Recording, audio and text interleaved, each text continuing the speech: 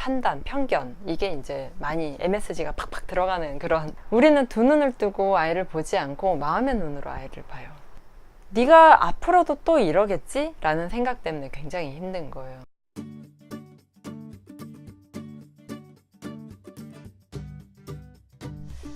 저희 집에는 아들이 2명이 있습니다. 제가 맨날 우리 보물단지들, 금동이, 은동이 이렇게 얘기하는데, 그렇게 얘기를 하면 저희 첫째가 이렇게 물어요. 엄마, 금이 좋아, 은이 좋아?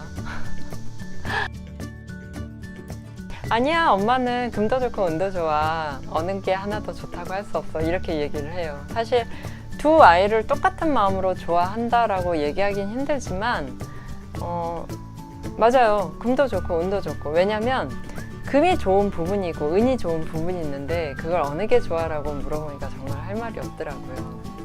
둘 다 그렇다고 금동이 이럴 수도 없고. 아무튼 아이 키우면서 가장 하기 힘들지만 이거 하나만 지키면 육아가 훨씬 쉬워지는 게 있는데요. 말 그대로 관찰하기예요. 아이를 관찰하기. 네. 아이를 관찰하는 거 어떻게 관찰하죠? 아이를 그냥 보면 되잖아요. 그죠? 두 눈으로 이렇게 두 눈 딱 뜨고 그냥 아이를 보면 돼요. 네. 근데 우리는 두 눈을 뜨고 아이를 보지 않고 마음의 눈으로 아이를 봐요. 내 마음에 있는 생각, 내 마음에 있는 감정을 담아서 아이를 바라보죠. 아이가 밥을 막 먹자고 했는데 저희 둘째 같은 경우는 아니 막 이래요. 그러면 저는 이제 좀 화가 나요. 왜냐면 일단 거절을 당했으니까. 사람이 제일 힘든 게 사실 거절당하는 거잖아요. 근데 그때 거절당해서 힘들어 라는 생각보다도 제가 또 저런다 라는 생각이 딱 올라오는 거예요. 그리고 쟤 왜 저렇게 버릇이 없지? 아니면 쟤 언제까지 저럴 거지? 아니면 또 어디가 아픈가? 왜 이렇게 자주 아픈 거지? 뭐 이런 생각들이 얽히고 설켜서 이렇게 머리에 뿔이 이렇게 사냥처럼 자라나요. 그래서 아이들을 키울 때 가장 힘든 게 있는 그대로 관찰하기인 것 같은데, 그게 왜 힘드냐면 우리의 몸은 현재에 있지만 우리의 마음은 과거의 것을 반영하고 또 미래의 것을 땡겨와서 계속 여기에 이제 뒤섞여 버리는 그런 게 있는 것 같아요. 그래서 과거에 네가 이런 거를 했을 때 엄마가 알고 있는 게 있는데, 그래서 엄마는 너를 잘 알아. 이런 판단, 편견, 이게 이제 많이 MSG가 팍팍 들어가는 그런 생각과 감정이고요. 그리고 네가 앞으로도 또 이러겠지? 라는 생각 때문에 굉장히 힘든 거예요. 아이가 뭐 어린이집에 안 간다든지, 뭐 내 말을 안 듣는다든지, 그리고 뭐 밥 먹을 때마다 저희 첫째 같은 경우는 다리 아프다고 한다든지, 그랬을 때 아이가 그 말을 하는 순간의 어떤 표정, 그리고 그 말을 하는 이유에 대해서 궁금해하고 물어보고 좀 다독여주고 공감해주고 이런 게 안 되는 게 전적으로 내 머릿속에 다른 생각이 이만큼 있기 때문이죠. 네.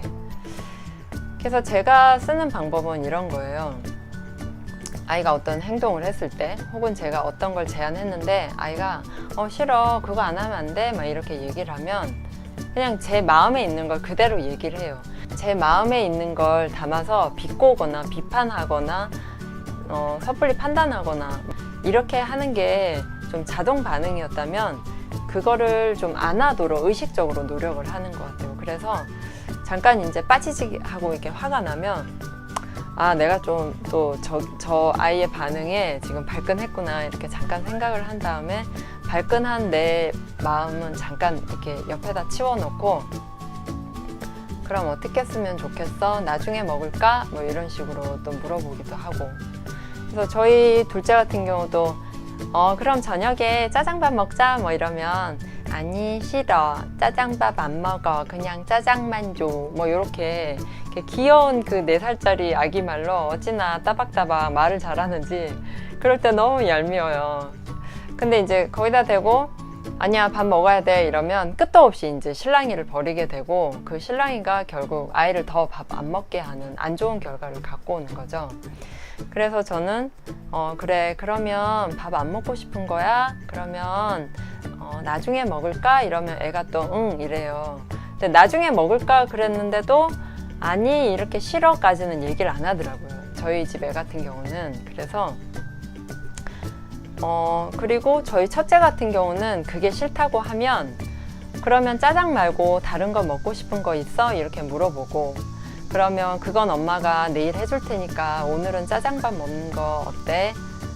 짜장밥 먹자. 뭐 이렇게 또 애원도 해보고, 그래서 좀 다양한 방법들을 시도해 보는 것 같아요. 그래서 짜장을 실컷 준비를 했는데 아이가 이제 거부하거나 안 먹겠다고 했을 때 속상한 마음은 내 거니까 내가 챙겨야 되죠. 그래서 저 아이 때문에 속상해가 아니라 저 아이의 반응 때문에 내 안에서 속상함이 이만큼 커진 거고 화가 난 거니까 그건 그거대로 따로 이제 다뤄주고, 아이의 어떤 과거의 행적 그리고 미래에 이렇게 할 거다라는 그런 것도 또 들어오면 그거는 악귀야, 마귀 같은 생각이야 하면서 이렇게 막 이렇게 그 게임에서 이렇게 보면 이렇게 망치로 이렇게 때리면 이렇게 부하 이렇게 부서지잖아요. 그런 식으로 이렇게 쭉 날려주고, 그 다음에 지금 내가 뭘 원하는지, 그러면은 아이가 밥을 그래도 먹기를 원하는지, 그리고 아이한테 어떻게 질문했을 때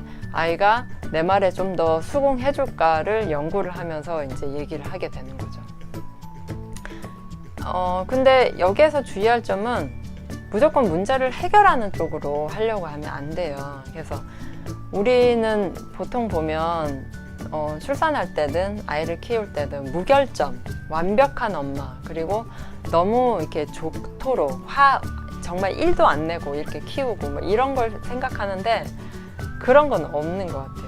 그냥 그때 할 수 있는 내 안에 최선을 다해서 그 순간의 감정에 충실하게 그걸 최대한 느끼고 최대한 아이의 표정을 관찰하고 나의 내면을 관찰함으로써 아이와 나의 어떤 접점을 찾을 수 있는 거죠. 합일점. 그래서 내가 원하고 아이가 원하는 것을 가장 가까운 거리로 갖다 둘 수 있는 거, 그건 오직 관찰하기밖에 없다라는 거. 내 마음을 먼저 들여다보는 관찰, 그 다음에 아이의 표정과 말투, 행동을 바라보면서 그 아이의 상태가 어떤지를 봐야 돼요. 그래서 무조건 몰아세운다고 해서도 말을 안 듣고 무조건 애원한다고 해서도 말을 듣는 건 아니거든요. 그래서 적정한 수준에서 이렇게 하는 게 중요할 것 같고요. 저희 둘째 같은 경우는 제가 이렇게 화가 나면 아니야, 그럼 안 돼, 뭐 이렇게 딱 이렇게 좀 정색하고 무섭게 얘기를 하면 아니야, 할 거야 막 이래요. 근데 그랬을 때 저는 이렇게 딱 다가가요. 엄마 봐, 그러면 그렇게 하지 말고 이렇게 할까? 이러면서 가장 따뜻한 목소리로 친절한 엄마 모드로 돌변해서 얘기를 하면 아이가 이렇게 고개를 흔들더라고요. 그러니까 엄마가 조금 그 마음이 안정이 된 다음에 아이한테 다가가서 아이 컨택을 하고 아이에게 하고 싶은 말을 이제 좀 부드러운 톤으로 전하는 거죠. 그랬을 때 아이는 겁을 먹기보다는 엄마의 말에, 엄마의 어떤 의도에 좀 집중하고 서로 소통이 되고 있다라는 걸 같이 느끼는 것 같아요. 그런 게 가장 중요한 육아의 방식이 아닌가 싶습니다. 육아의 대원칙, 관찰하기. 오늘부터 꾸준하게 한번 해보시고요. 하다가 잘 안 되는 건 댓글로 꼭 남겨주세요. 여러분, 좋아요, 구독하기도 잊지 마시고요. 사랑합니다. 여러분의 육아가 행복한 그날까지 김모밀이 응원할게요. 다음 시간에 또 만나요. 안녕.